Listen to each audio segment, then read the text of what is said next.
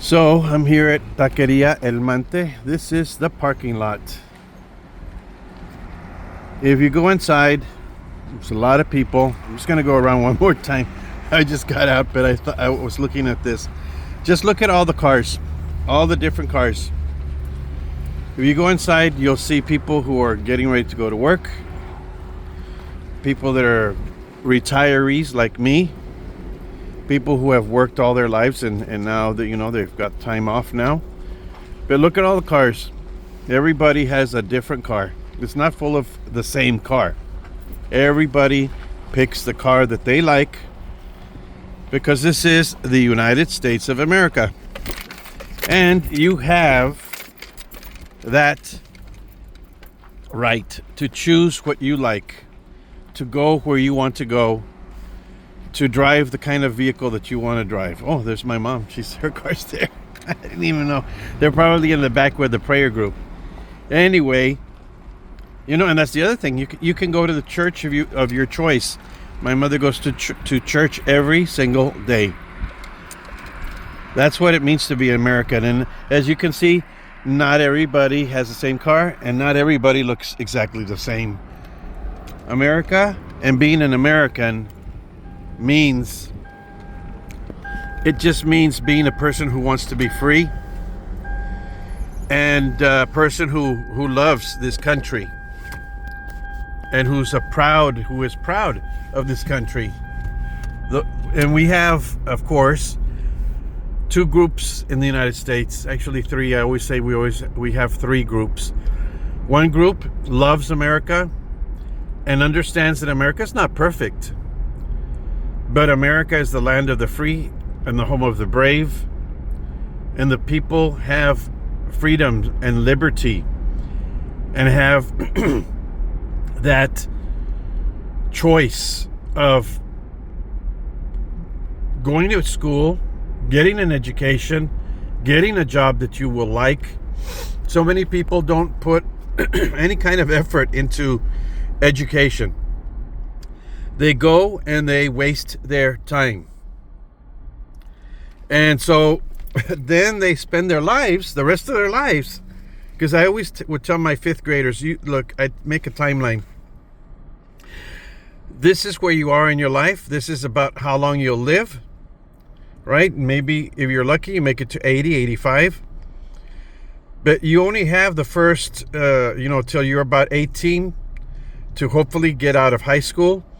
Then you have 1, 2, 3, 4 years or 6 or 12 years of additional schooling to do whatever you want to do.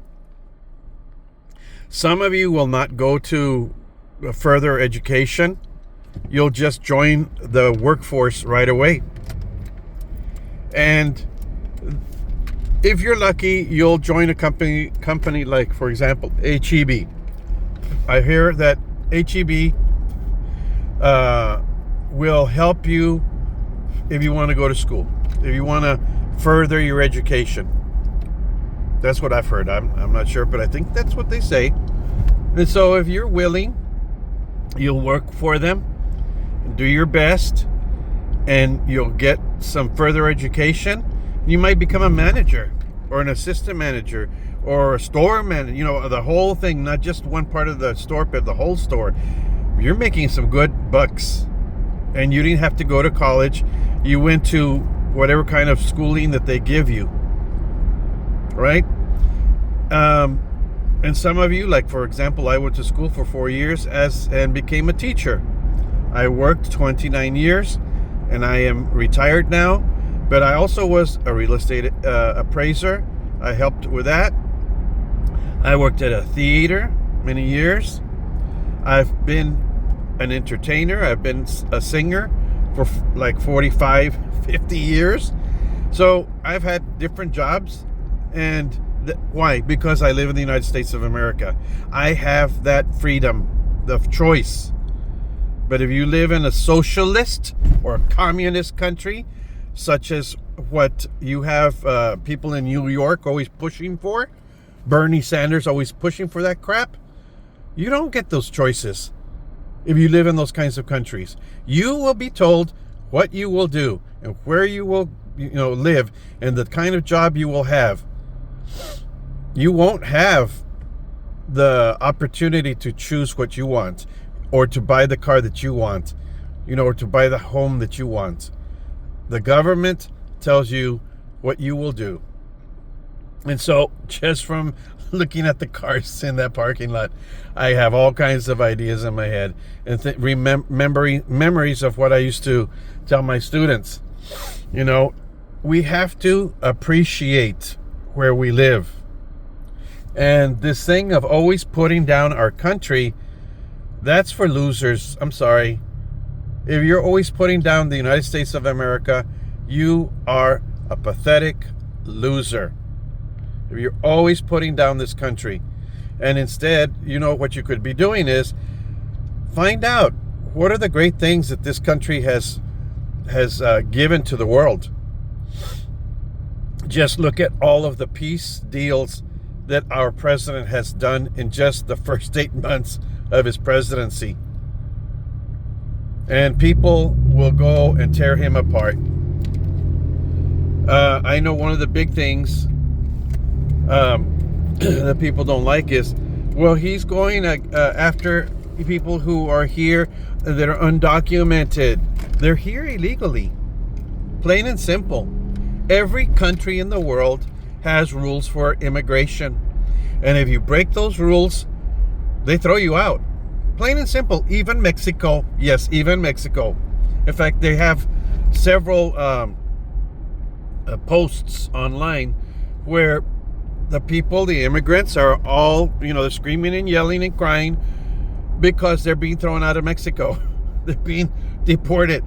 You have the same thing in France, in Italy, in England, all across Europe, countries that let in way too many immigrants. They did not vet them. They did not check them out. And now they've got chaos in the streets. Their own citizens are being violently attacked. The amount of housing that there is for them in their own countries is way down because they have way too many immigrants. I had some guy from San Benito, complaining and saying that, it's Trump's fault. Excuse me? Trump did not let in 12 to 14 million people in 4 years. That was Biden who let in people.